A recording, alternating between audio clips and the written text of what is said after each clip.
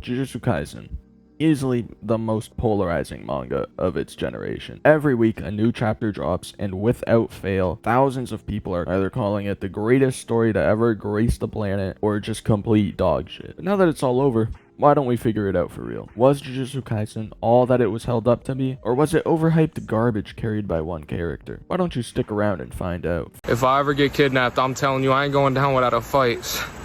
I'm talking, I'm in that trunk shitting, diarrhea. This shit is diabolical. Like, draws down, smearing that shit all over the walls. Matter of fact, fuck it, I'm coming too. First things first, we obviously gotta lay the groundwork. What's Jujutsu Kaisen about? Well, there's a boy named Yuji Itadori, a normal high school boy doing normal high school boy things, who's taken an interest in the occult, or more so, taken an interest in doing all the scary work for his buddies in the occult research club. As part of his work for the occult club, Yuji recovers a talisman. But this isn't just any talisman, no. It's the mummified finger of the king of curses, Ryomen Sukuna. Because he possesses this extremely dangerous talisman, Yuji is tracked down by Megumi Fushiguro, a student from Jujutsu High, a school where students learn how to utilize the cursed energy innate within them and use it to fight against curses who terrorize innocent lives. Megumi eventually catches up to Yuji, whose granddad just died, and retrieves the finger, or so he thought. He just got the case.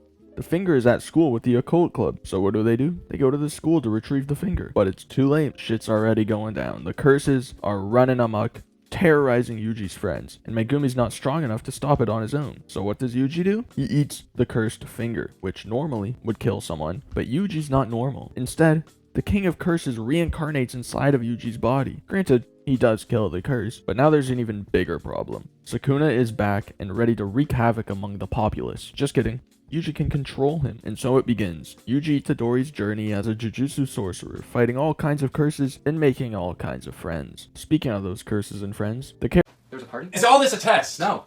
You just told me there was a party in my house. What the fuck is going on? Did he just talk from your... He just spoke from your voice! I can't...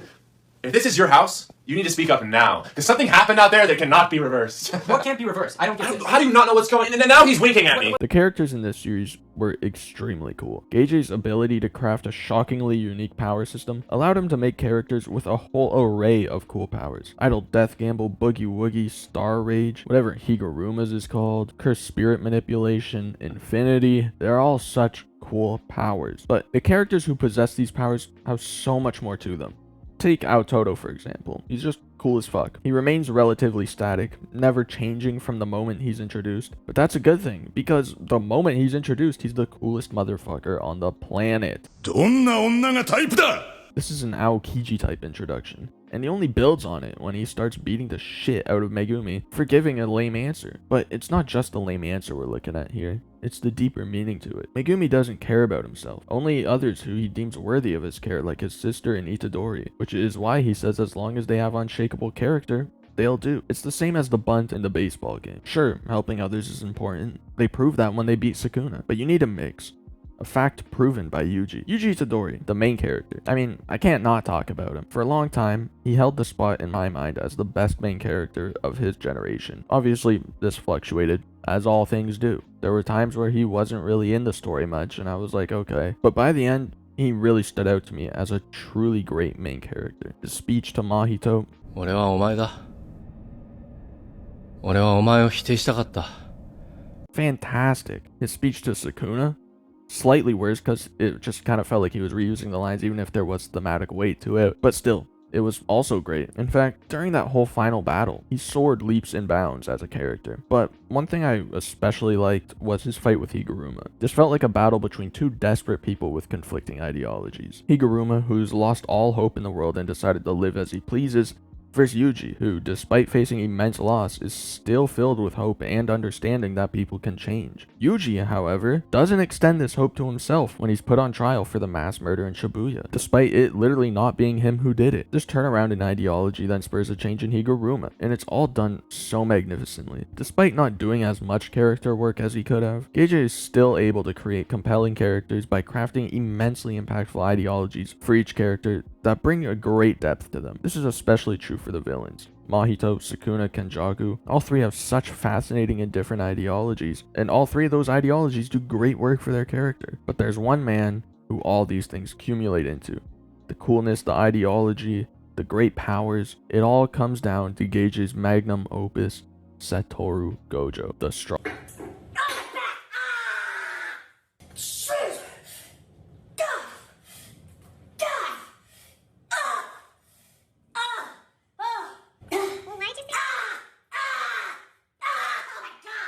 Obviously, I had to give him his own section. He's Satoru Gojo after all. That was funny, right? Anyways, back when I first read this series, I saw Megumi, the introverted dark-haired deuteragonist, and thought, oh, well, there's my favorite, it's sorted. Anyone who bears any resemblance to Sasuke just automatically gets that title. But then, my glorious white-haired king showed up, black blindfold and swag abundant, and he instantly became my guy. By the time of the Jogo fight, he was top 3 all time, only behind Sasuke and Bakugo. And by the time of the life, his character, burdened by his title yet so confident in it, was so intriguing to me. The Buddhist references, his cool-ass powers, his cockiness and joking nature, it was all great. The deep sadness he was carrying due to his failures in life, the baggage he carried from being seen as a weapon all his life, it was all there. And it was all apparent. He's just 236 happened. His fight with Sukuna. The clash of the strongest, one of the coolest fights I've seen in a long time. So many blockbuster moments. Every time I turned the page, I was amazed by what I was seeing. But then, the fateful day. I try not to speak badly about a series when I'm doing these retrospectives because it just feels like it's pointless. Like, I'm supposed to be celebrating the great series I watched or read. But this, it felt like something I needed to talk about because it's quite massive. Probably the most divisive chapter in the manga, chapter 236, the death of Satoru Gojo, was met with cheers and boos alike, and I personally wanting a fantastical death for my favorite character, because after that shock wears off, I'm just left with nothing. Like, okay, I guess that's it, we're on to the next. This is a fight that we saw literally every single movement of. Nothing was left out. He covered everything that happened in this fight in very close detail. Every little thing was covered, every footstep, every feint, any use of their powers, all covered. It was like watching a real life UFC fight, but then right at the end, out of nowhere, it just cuts and you miss the final move. It's like, imagine you were watching Israel Adesanya versus Alex Pereira 2, their second fight in the UFC. Izzy's on the fence getting his ass beat. Looks like Pereira's just about to destroy him this time around. Out of nowhere, Izzy comes off the fence, huge hook, knocks Alex out cold. He wins. One of the most highly anticipated UFC fights of all time, and it ends fully out of nowhere. No one expected it. It was pretty much a bait and switch, or at least as close to one as you can get in the real world. But imagine if you were watching that fight on an illegal stream, and then right at that moment, Pereira's just hammering him. Your stream cuts, it lags. I can't see shit, I gotta refresh. You refresh, boom. Adesanya standing over Pereira's body, shooting arrows at him. But there was one aspect of his character that was just glaringly left out. His care for his students. The entire series, we see that Gojo's #1 priority is raising the next generation. And now they're stuck with the strongest curse in history. And what does he have to say? Nothing. He thinks about Megumi once, and that's it. Not even an I've got faith or man, I hope they can do this. He just says, damn, Sukuna was strong. I wish I got to show him love. I did a funny voice when I said that, so it makes my point about it not being that great better. He shows more concern to Sukuna than his students. It's crazy. I just wish we got something about the students, you know? Like what we got in the last chapter. It was beautiful. It was so well done. He could have just said something to the same extent, and then we could have Yuji remembering it being a callback, right? You know, get to it for me. Just some sort of acknowledgement of the situation they're in. And then, although mentioned numerous times after his death, we don't really see anyone talk about it. They remember him, but that's it. It's like after his death, they just weren't allowed to speak his name. Anyways, he's a top tier character. Let's move on to something more fun. The I hope the kids catch AIDS and die from lupus. Every single one is great. Even the grasshopper. There's not a single fight where I've thought, man, this is dragging. Let's wrap it up, boys. Come on. Yuji versus the finger bear. Yuji and Nanami versus Mahito. Yuji versus Todo. Yuji and Todo versus Nanami. Yuji versus Choso. Yuji and Todo versus Mahito. Megumi versus the other finger bear. Megumi versus Reggie. The previously mentioned Yuji versus Higuruma. Akari versus Kashimo. And of course, Gojo versus Sukuna. The list still goes on, even after all those ones I just named. But I'll stop it there. The fights are choreographed so well, and the use of martial arts techniques for Yuji makes every fight he's in feel fresh, despite having no real powers. Each fight is an ideological clash, and thus each fight has great depth. If you really want to, you can read into it and see more than just the fists flying and the giant beams. Are there even any giant beams in this show? I don't think there are. Then there's the clever use of curse techniques and domain expansions that bring the fights to a whole another level. They add an aspect of intelligence required that goes beyond just standard fight IQ. It's like a game of rock, paper, scissors mixed with a game of chess. Toji was stabbing the shit out of Hanami. You're just kind of like, what the fuck is happening here? But like, that's only at the first glance. If you look at it for 3 more seconds, you're like, oh, I see what's going on. And it's just so cool. Each fight is just as physically full as it is ideologically full. And that's one thing I love about Jujutsu Kaisen, this balance between depth and writing and just dope ass shit on my page. Anyways, on to some final thoughts. What you say you finna do? I'm finna murder this driver. Oh, shit! This is just gonna be me riffing off the dome. These final few chapters, or the final 5, I guess, they've been met with a lot of thoughts, a lot of criticism, a lot of praise, and I think there's some things warranted from both sides. Obviously, one man, so I have one man's opinions. Obviously, they are the most correct opinions, but others can have incorrect opinions. That's okay. But I remember when that 5 chapters announcement hit, man, it was nuts. My Hero just ended. Video on that soon, by the way. And it was like, what the fuck? Because even My Heroes felt out of nowhere. It's like, there's a lot to wrap up. Are they gonna do it in 5 chapters? Spoiler alert, they didn't. There was some stuff that was just kind of left, and they were like, okay, there we go. But this felt even more rushed. I was like, really? Like, the fight for Sukuna just ended. You're gonna go through everything in 5 chapters? And they did. And quite frankly, they went through way more than I was expecting, but also way less at the same time. That's contradictory. How does that work, Lamone? It doesn't. Honestly, it doesn't make any fucking sense. I don't know why I said it. I honestly can't even remember what happened in the last 5 chapters, other than the most recent one and the one about the new shadow style. So maybe I should have reread it before making this video, but I didn't because I couldn't be bothered. That new shadow style chapter was so stupid. I know it's like they're showing that Gojo's plan worked and that they're resetting Jujutsu society by, you know, getting rid of all the clans, all the higher ups, the new shadow style. They're making it accessible. They're making just Jujutsu society in general better so that no one has to grow up the way Gojo did, working as a living weapon. But I feel like they could have summarized that shit way quicker. They didn't even really have to show us Mei killing the new shadow style person. But one thing I did like was the final chapter. I thought it was actually fairly well done. It's just them back to standard, which I liked. They're fighting a curse user and they're having fun while he just died, being like, don't underestimate me, I'm still a curse. But then like now that he's in the afterlife, he's like, okay, maybe you should have underestimated me. I'm not actually going to be a curse anymore. It's like, why didn't you say that when you died the first time? Like, what did he learn in the afterlife? Like, was he like, oh, okay, damn, I'm actually dead? Yeah, fair enough. Because obviously I know his ideology is all about whoever wins the fight,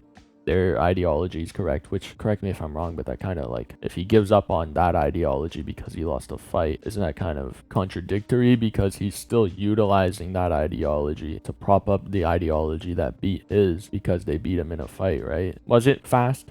Yes. Too fast, in my opinion? Probably. But it was still kind of cool. And it was cool to see Mahito again, because I truly do think he was still the best villain. I think Sukuna, for what he was done very well, you know, just pure evil. But I think Mahito had a little bit more to him that made him more interesting to watch. And then Kenjaku, he low-key sucked ass. I mean, he was cool when he was alive, and then he got one-shotted, kind of.